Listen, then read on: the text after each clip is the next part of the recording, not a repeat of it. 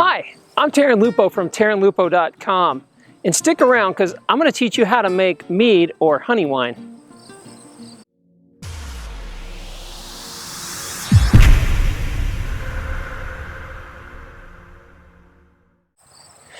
If you've watched my other video about wine, the beginning of this one has a lot of the same stuff about how to sterilize. And the end of this also has some of the same stuff about how to bottle. But the middle of it's completely different. Making mead is very different than making wine because there's a lot of extra steps. During this video, we're going to be demonstrating a lot of equipment you've probably never seen or heard of. It's not a big deal. They actually sell a pretty inexpensive home kit that you can buy. I'll link to that over at Lupo.com. But right now, just kick back, enjoy the video, and then at the end of the video I'll remind you and show you the link where to find this information.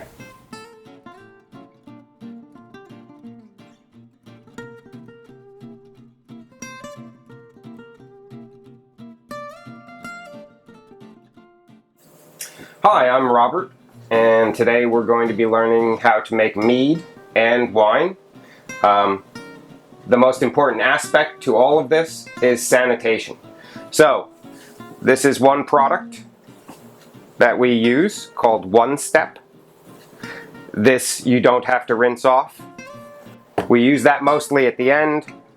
Gloria and I used to have goats with high chlorine sanitizing powder for cleaning our milk products, so we prefer to use that with sanitizing all of our equipment. Whenever you're making beer or wine or mead, you must sanitize, sanitize, sanitize. However, with high chlorine, I have to rinse off my tools after they've been sanitized because I don't want any of that chlorine getting into my wine or mead.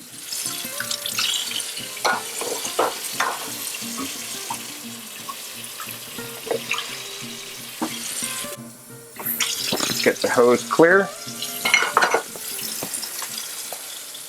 This calls for 1 tablespoon to 1 gallon. Same proportion.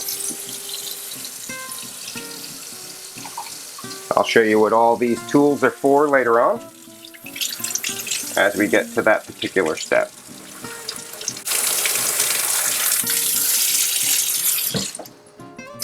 Okay. We also sterilize our buckets. So this is where we will be making the wine in, and this is where we will be making the mead in.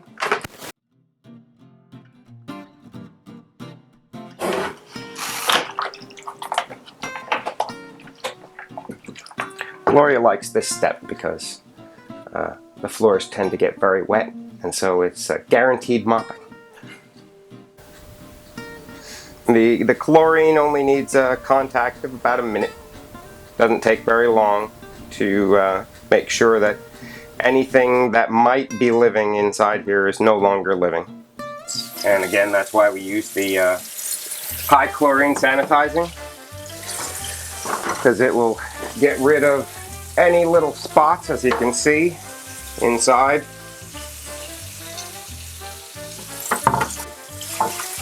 Because nothing will spoil your wine or beer or mead faster than unwanted yeasts and bacteria. So I start with just scrubbing out any containers that I'm using with a sponge. A little bit of soap doesn't hurt, but primarily just to scrub the surface, and then the high chlorine sanitizing fluid takes care of the rest of the job. Is it hard to get this glassware now? Because I know for a while they assumed you were going to make crack with it, and it was really hard to get. And it was, I'm not kidding, it was like impossible to find Erlenmeyer glass. It's not so much about the crack, I think. Talking to my brother who teaches at Rutgers in New Jersey, it's more about laboratories and schools. They deal with plastic now because glass is dangerous, it can break, kids get cut, and so they've gone away from the glass, so the glassware is not really being made anymore. That's why it's so difficult to find. But I did find this on eBay. And this is where I'm going to make my yeast starter in later on.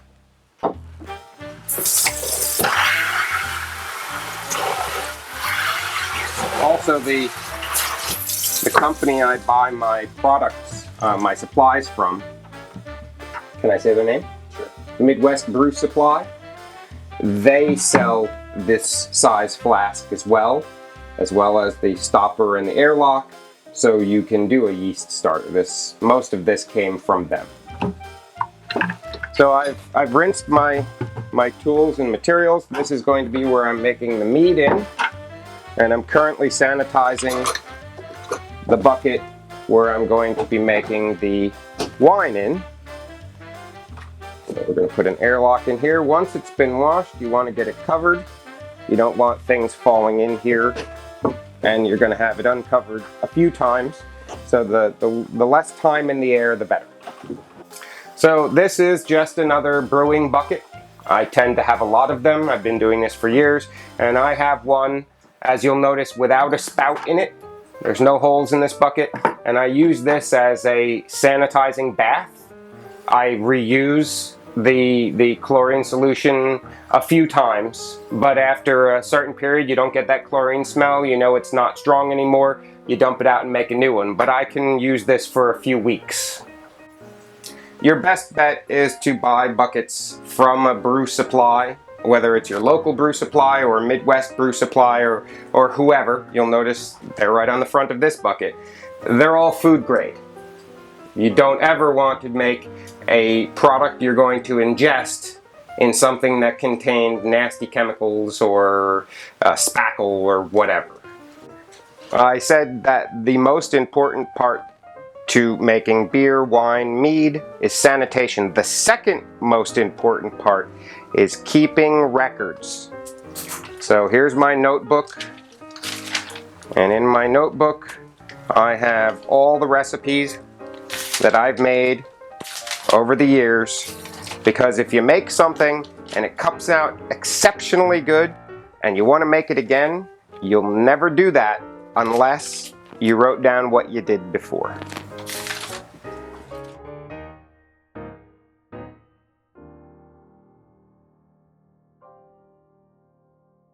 One of our hives last year or the year before produced a 5-gallon pail of honey from one hive, from the spring nectar flow.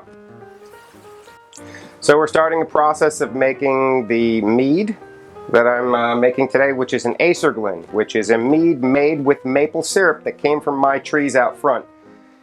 Everything we do in brewing, we measure in weight. We never measure in volume, because you don't want to confuse yourself. Was it a pound? Was it an ounce? You always want to do in weight. So here I've weighed out my pot, zeroed it out. I'm going to get 11 pounds of honey in here, hopefully without making a horrible, horrible mess. Because this is a 5-gallon pail, and it's not exactly light.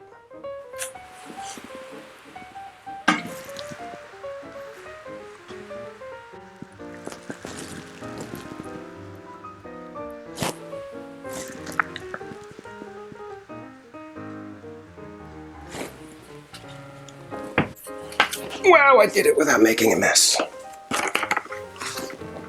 That's exciting. Okay, 11 1/4. Here, I have a spatula. So we have our 11 pounds of honey in our pot, and now I'm going to add in, I did say that we do everything by weight. The recipe I found online for acerglyn says to use a 1/2 gallon of maple syrup, so I'm not weighing it, I'm just putting in a 1/2 gallon of maple syrup. I think I made my maple syrup a little too thick because we've got maple candy all over the sides of the jar. Maybe I'll scrape that out.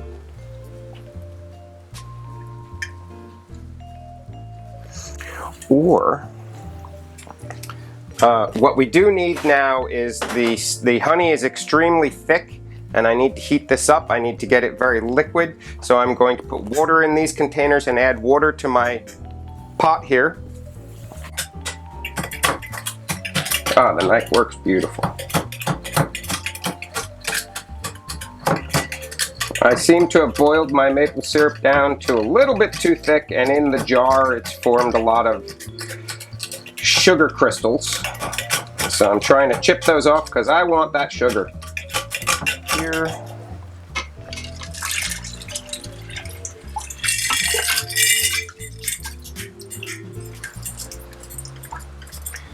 The reason I want the sugar is because yeast only eats one thing in order to create alcohol. That would be sugar. So honey contains many different forms of sugar, and although yeast do eat sugar in order to create alcohol, there are a couple of sugars that they can't digest in honey.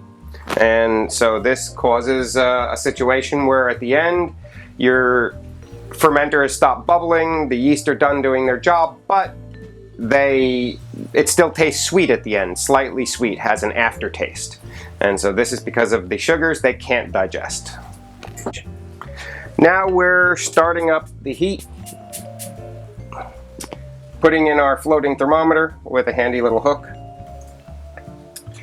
And we're going to start stirring this up to try to get the water incorporated with the maple and the honey so that it becomes less thick, less syrupy. Online, there's plenty of forums for home winemaking and mead making, and everyone seems to have their own quirks about how they like to do it. I bring my honey water mixture to 145 Fahrenheit for 8 minutes. Many people will bring it to a higher temperature. I've heard of some people intentionally burning the honey a little bit to give a caramel flavor. Many people won't bring it even that high. So everyone has their own quirks. You decide what's best for you.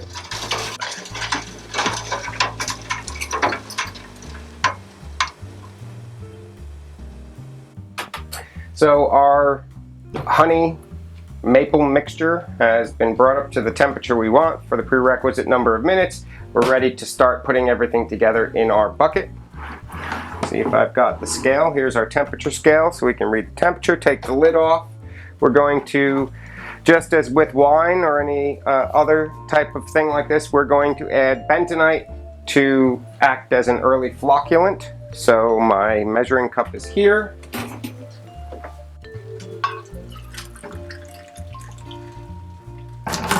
Add the hot water.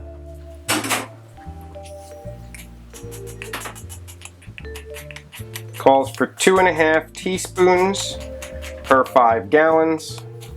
And I know that 3 teaspoons is 1 tablespoon. So this is just a little bit less than a tablespoon of bentonite. We're going to sprinkle that in.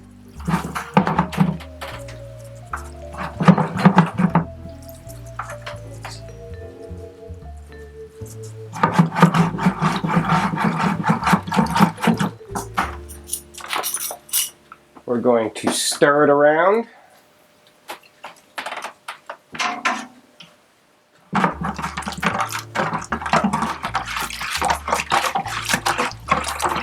As you can see, it's a nice muddy mess in there.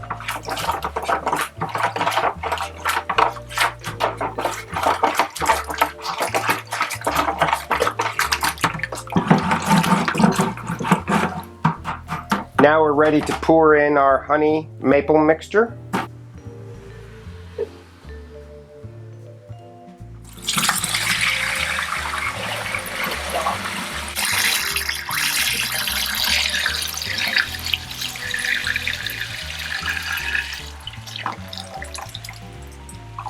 I'm adding some water to my pot to rinse it out. I want to get all of the sugar that I put in here, especially because it's honey, and honey's not very cheap, quite expensive.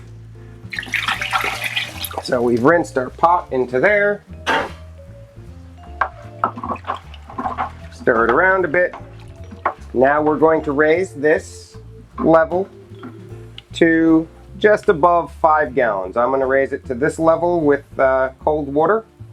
And the reason I do that is because I'm going to lose a little bit of space due to sediment and all that stuff. And I want to be able to fill up a 5-gallon carboy. So I raise it just a little bit higher than I normally would.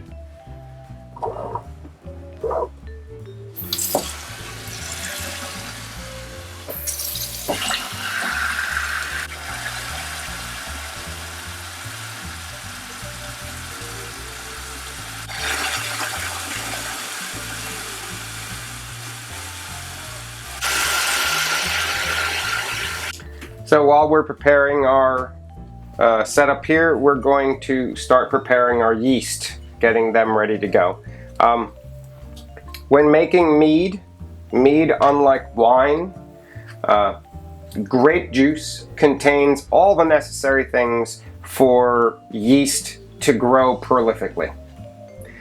Mead being primarily honey, honey being primarily antibiotic, is not good for yeast to grow. So we need to add things for the yeast to be able to do their thing properly. So I start off with something called Go Firm. A handy little jeweler's scale helps me measure out 18.8 grams. There we go. Of Fermade K, or I'm sorry, Go Firm.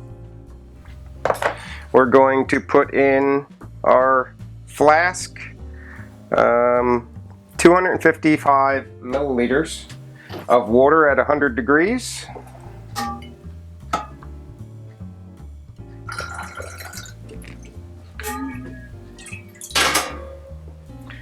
We're going to add our Go Firm.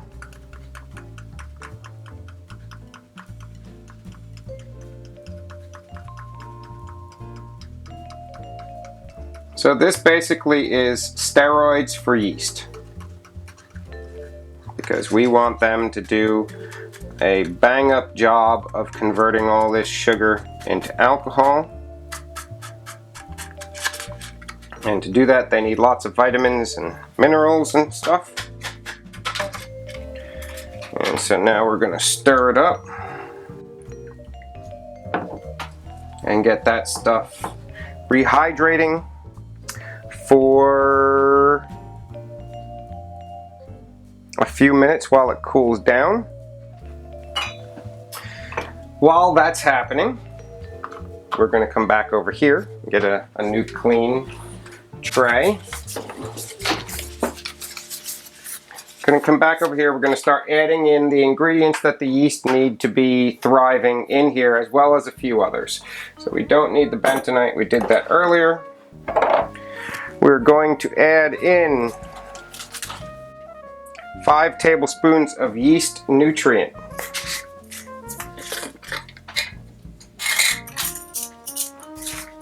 Interesting fact, yeast nutrient is food grade urea.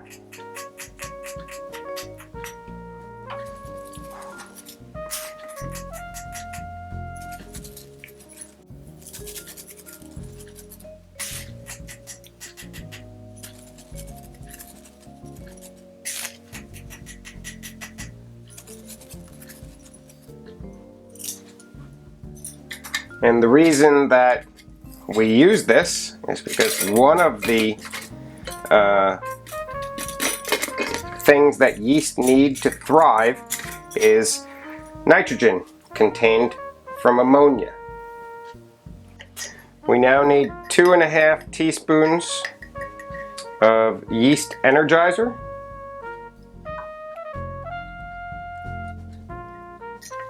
And the ingredients in this are diammonium phosphate, yeast hulls, magnesium sulfate, and a vitamin B complex, because we want healthy yeast.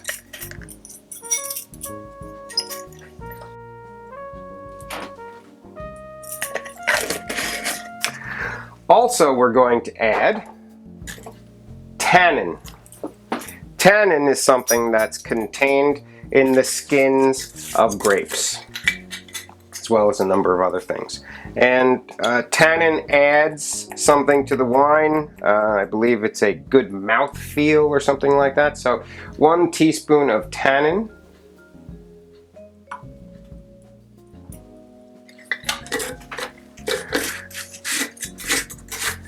And 15 grams of Fermented K, which is more nutrients for our fine little yeast.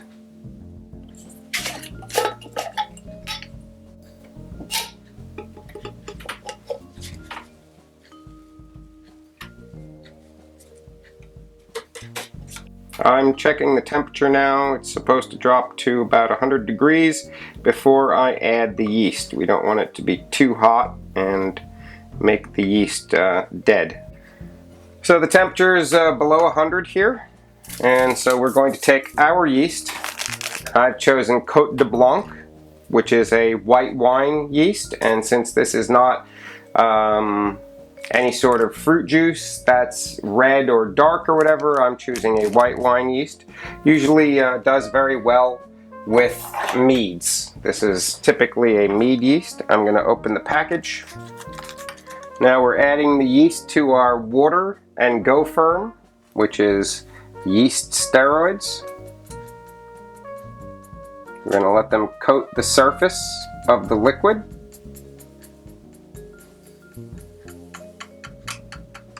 And then we're going to cork it. We're going to let them rehydrate for 20 minutes. So now we're going to stir all our ingredients up into the mixture. Get everything nice and incorporated. Get the sugar equalized, because if you just add water to the top, you'll get a layer of mostly clean, not very sweet water, and then you'll get a heavier layer at the bottom that's full of all the sweet goodness, and you want it to be equal so you can take a hydrometer reading. So we have our hydrometer. We're going to take a reading now.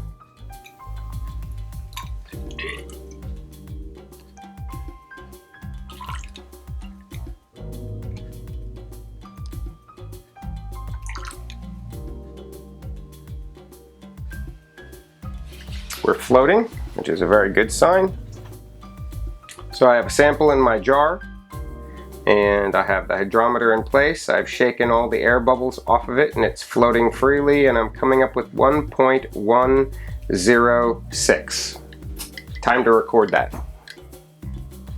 And the potential alcohol from 1.106 is looking like 14%. Hey, that's pretty nice. Acid content in a wine adds a lot to its flavor, its mouthfeel, a lot of things that have to do with people enjoying wine have to do with how much acid, and when you're dealing with grape juice, it's naturally there. There's not a lot of acid in honey, so I'm going to see if it changes my test strips at all.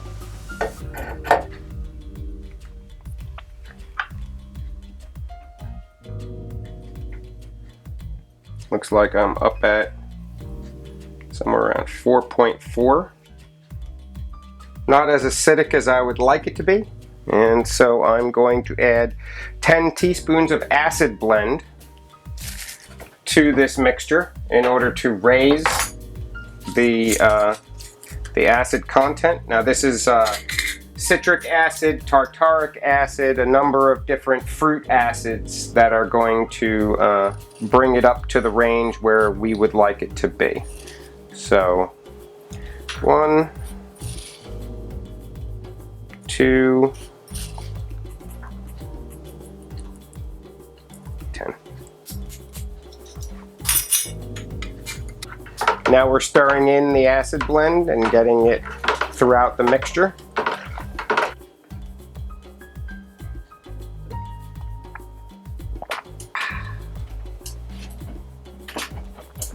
Honey maple. That's pretty freaking yummy. I'm liking it. Oh man, that is good. I'm liking it.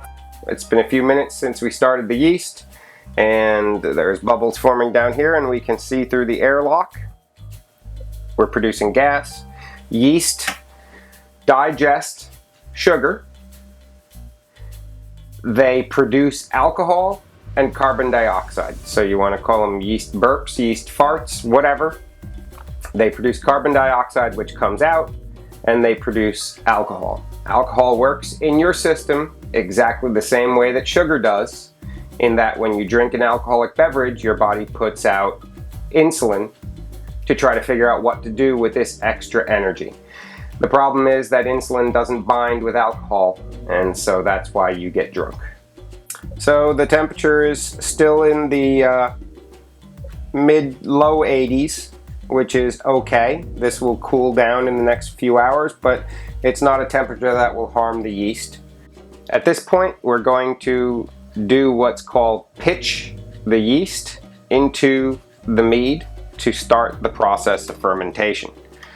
So we take the Erlenmeyer flask, we mix it around to make sure all the yeast are up.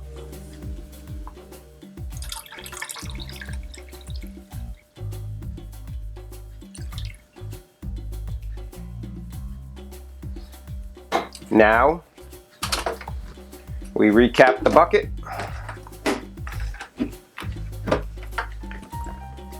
And because we did a starter in the Erlenmeyer flask and got the yeast active, in less than a day, this should be bubbling very, very quickly as the yeast do their job. We leave this for a week before we transfer into the carboy. Hopefully you can see the water. I'll make it go up and down a little bit. The airlock is to prevent oxygen from getting in and or contaminants from getting into your wine while it's doing its thing. You've created a sterile environment.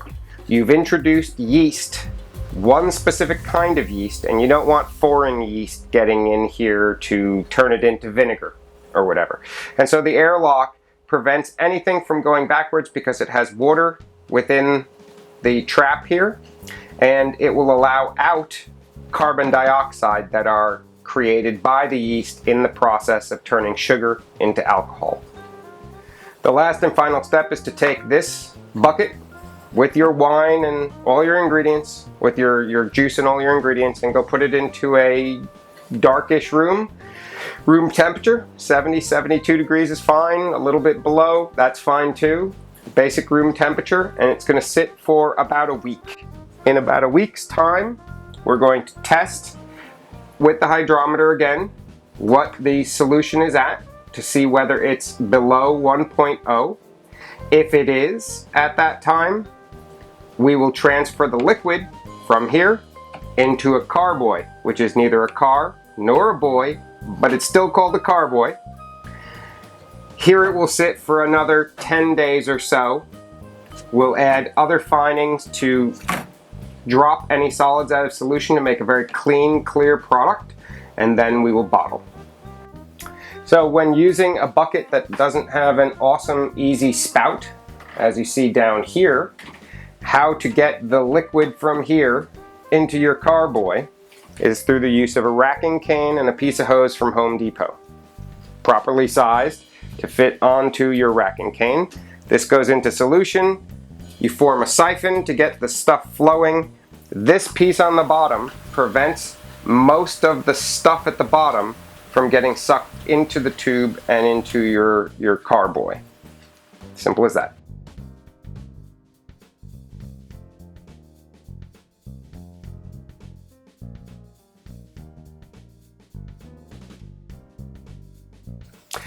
So it's a week later, and we're at the next step in the winemaking process. What you can see here is what is known as foam over, where if you're making a wine or a mead that contains a lot of fruit, sometimes it'll create a lot of foam at the top while it's in the process of fermenting, and the foam gets up into the lock and spews everywhere and makes a bit of a mess. But the next step is we're going to transfer into a sanitized carboy.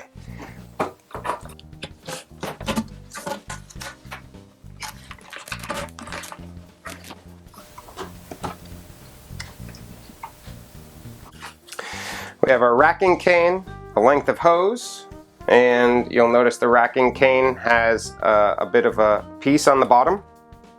This helps us to not suck up too much sediment from the bottom, so we simply place this in.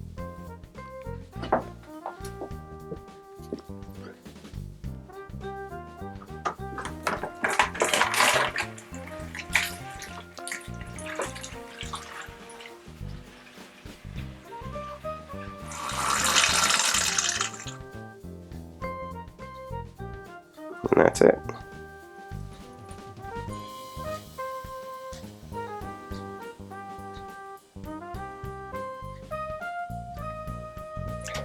The bottom of the bucket now contains a little bit of wine and a lot of sediment. In this kit it would be a bunch of the wood chips that we added earlier. And so we're going to simply stir it around to get it all mixed up and pour it down the drain.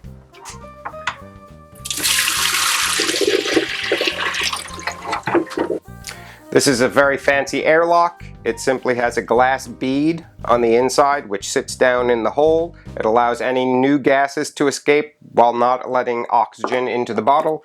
We simply put this into the top. The unit's now corked. We take it into another room. We put it in a cool room temperature, 70 degrees, dark. I cover it with a shirt area and we let it sit for another 2 weeks. This time, because we did the transfer, a little bit more ferment can take place. And so this may allow more gas to come out. Plus, the liquid is full of carbon dioxide right now. So in 2 weeks' time, when we measure the specific gravity of the liquid, we will also whip this mixture to release all the gas. We'll put our finings in to prevent it from, to cause it to settle out. And then this will become perfectly clear a week after that and we'll be bottling.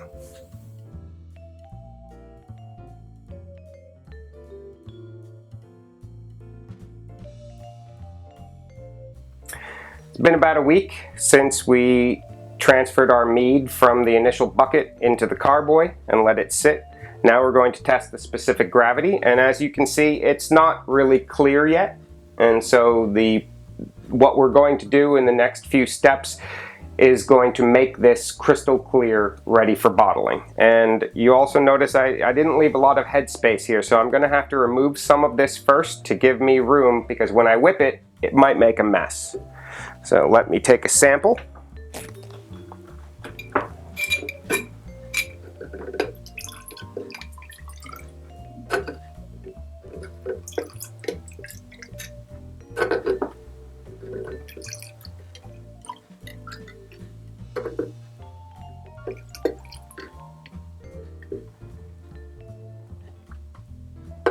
And I'm also going to give myself some headspace.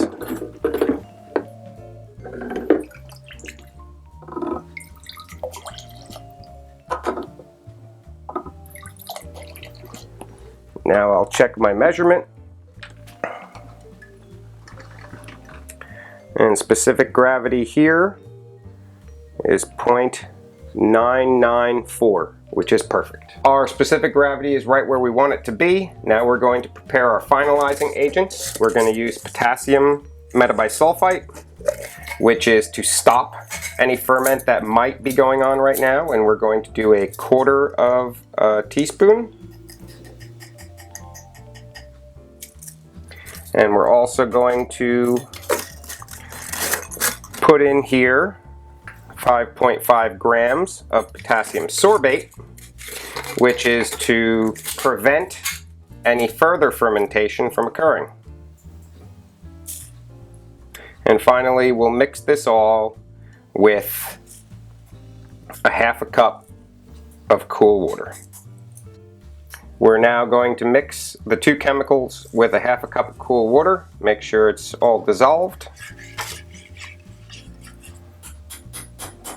Now we're going to add this to our mead and whip it. We're adding our chemical mixture to the mead. And now we're going to whip the mixture. This is called a whipping cane. and this is going to disperse those chemicals throughout, and it's also going to possibly foam up because there's carbon dioxide trapped in the liquid from the initial fermentation that will prevent it from clarifying. We're going to get all that air out of here and mix the chemicals in now, hopefully not making a big mess.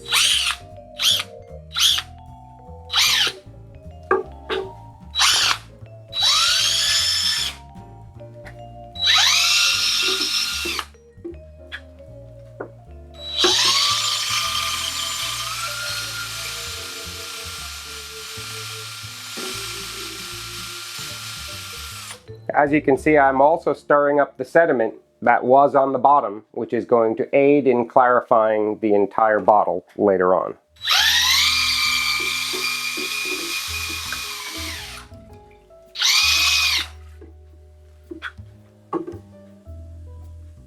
You can see some of the foam that came to the top there.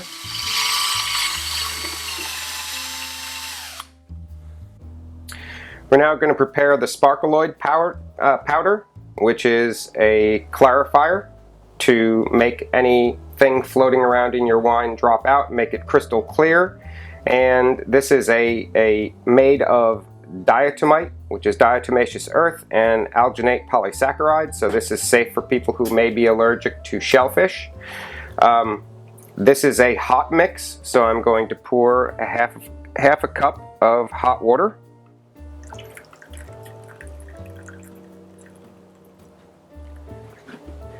And then I'm going to mix in 2½ teaspoons of sparkleoid.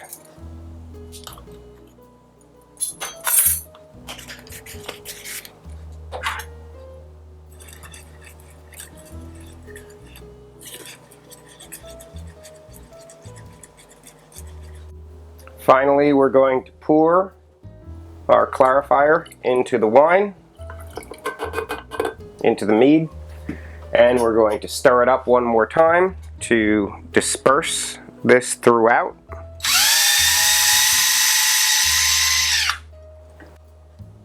I'm just going to put in the amount I took out for headspace. And I'm going to cap the bottle. Now I'm going to put it away for 2 weeks in a dark location. Because this is mead made with maple syrup, once it's settled to the bottom, I'm going to rack out into another bottle, and at that time I'm going to add the last ½ gallon of maple syrup to do what's known as back sweetening. At that point I should be able to bottle it. The thing to keep in mind is that this isn't a red wine. Red wines should be aged a year. Meads made with dark fruit should also be aged a year. Due to this being a white, it should be able to be drunk as soon as you bottle it. However, aging never hurts, and if you leave it for a few months, it should taste even better.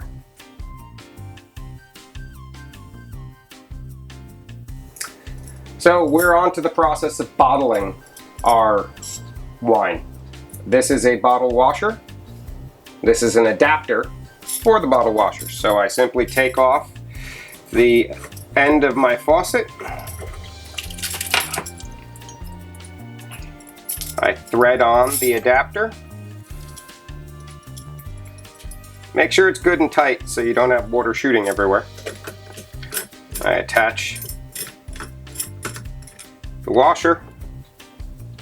Then I put my hand over the end, turn on the water. Because if I didn't do that, it would have sprayed across the room. Then I get a bottle.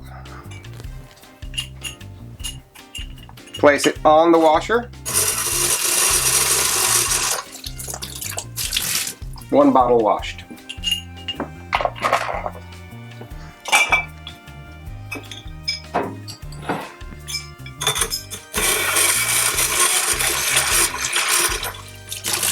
It forces a high-speed jet of water into the bottle, rinsing out and dislodging any things that may be in the bottle. If you notice that there's some stuff stuck in here that the that didn't get out, then use a bottle brush to scrub that. But these are all clean, I know, because I did them recently. This is a bottle tree. Very inexpensive item that hangs the bottles in a way that allows the water to drain out of them.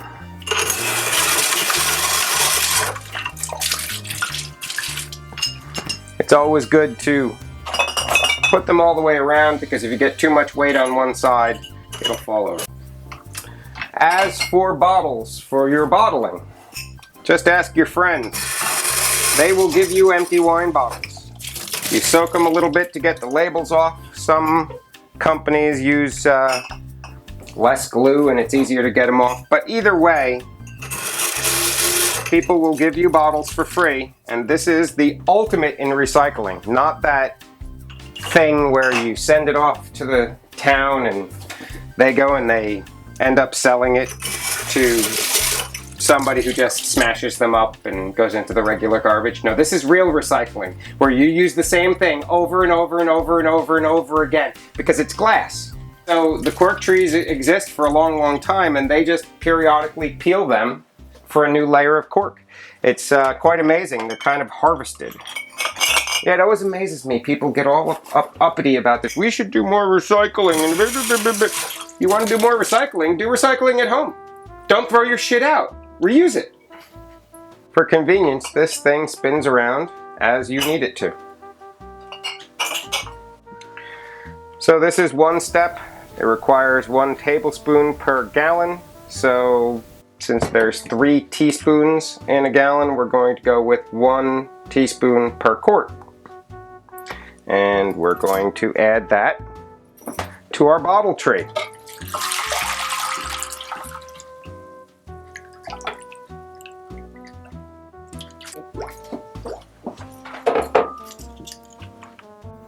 So this bottle tree has a handy dandy little feature on top, and I have sanitizing liquid in here, and now I go like this, and here it comes. It sprays sanitizer up into the bottle, and now this bottle is ready to be filled with wine.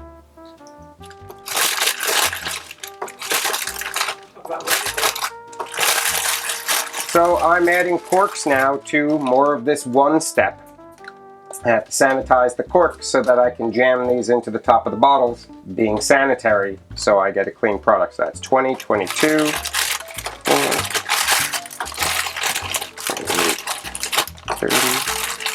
32, 60. And you'll say, well, those aren't in any sanitizing fluid. That's why I have another pot. And I'm going to force them down till liquid comes out the sides. Now I know they're underwater. They only need a few minutes in there, and once that's done, I can take them directly out of the fluid and cork them in the top of a bottle. So here we are, ready to bottle. This is an apple cider, which is a type of mead made from apples. This has taken me about a year to make, and I already bottled some of it, but because I forgot that fruit contains pectin, and pectin doesn't allow the haze to drop out. So it was hazy for a long, long time till I realized, hey, if I add some pectic enzyme, and the next day it was beautifully clear. The one behind here is a kit, Island Mist, pineapple pear Pinot Grigio that my wife wants to try. We're going to be bottling both today, and this is how we do it. This is a bottling cane. This is a piece of hose from Home Depot. We simply connect to our bottle. The reason I'm doing it here in these crazy, funny looking quarters is because the stuff is settled to the bottom here, and I don't want to carry it to another room and stir that up, because then it's cloudy again. So I'm leaving them right where they settled so that I have the cleanest, clearest product I can. Now I'm going to place the cane into a bottle, and I'm going to open the valve. I'm now going to open the valve on my better bottle. You can see it begin to flow and begin to fill the bottle. The bottling cane is especially helpful. There's a little valve on the very bottom that when I press it to the bottom of the bottle, it allows the liquid to flow, but as soon as I lift up, it lets go, and when you pull it out, it leaves exactly the right amount of head space at the top of your bottle.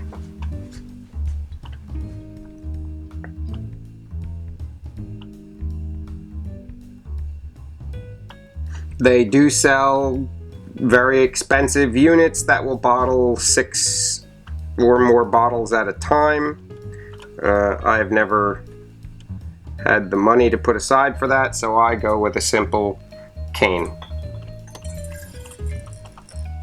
These bottles are nice because I can just go like this. That one's done.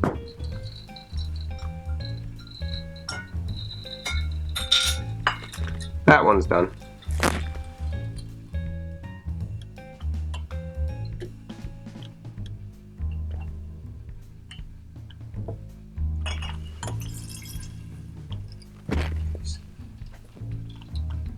And the wife likes you much better when you have a towel for the spillage.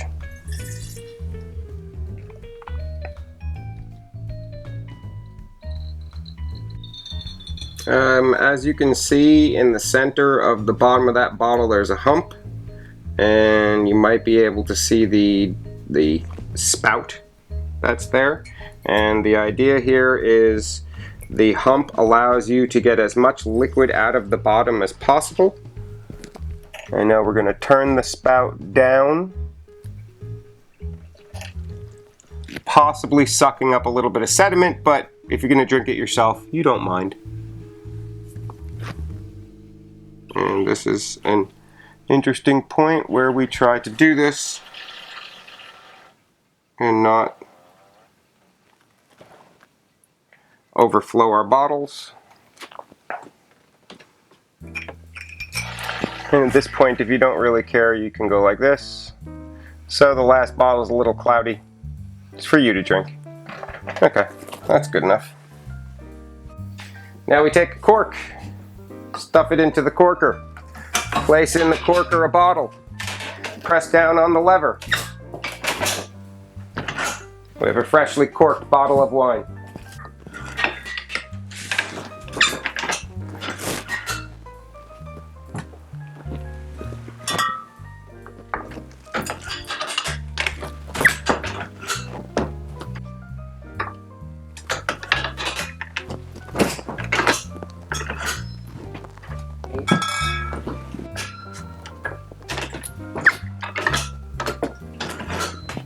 It's pretty cool, huh?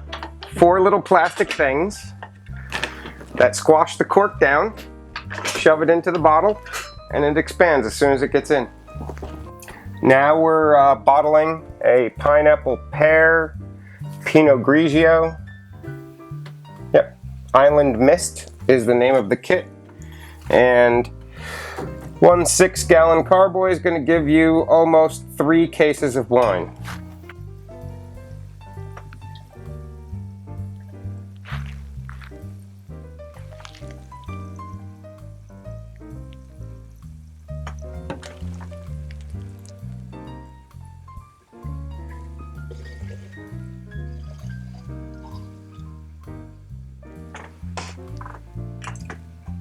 Yeah, 2 cases, 2.5 cases.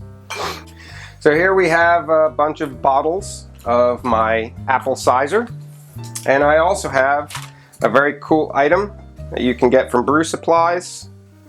Midwest Brew Supply has these. They're shrink wrap neck caps, so I place 1 on each bottle. So these are heat shrink, and I originally started with a paint stripper gun, but you have to spin the bottle, and if you're too close and you're not careful, you'll melt the side. Some side gets wrinkled, it doesn't look quite right. Then I tried putting them in boiling water, and boiling water does the trick instantaneously, and it gives a beautiful product in the end. We have a bottle, shrink wrap cap, hold it with my index finger, into the water, out of the water, done. This just goes really fast. It just goes that fast. And it gives such a nice, professional, you know, capped.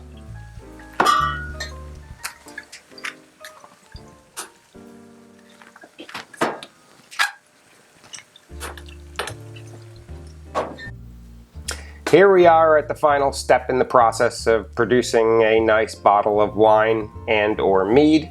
And so my wife is the art department, prints labels up on staple stock, and this way I know what's on my shelf and she can pick out whatever it is that she would like to drink, and it's just a matter of peeling the label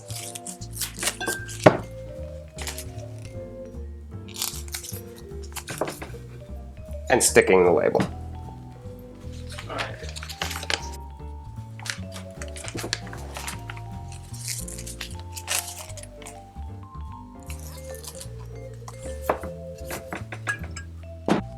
So many of these are coastal white that I'm labeling right now, but a great many of these are kits that are sold, the juice is sold from all these high-end wineries like Stag's Leap and such, and you are essentially making the same wine that you would pay $60 or $70 a bottle for in the store at home for, again, depending on the kit, $3, $4, $5 a bottle for something that in the store would cost you $60, $70 a bottle.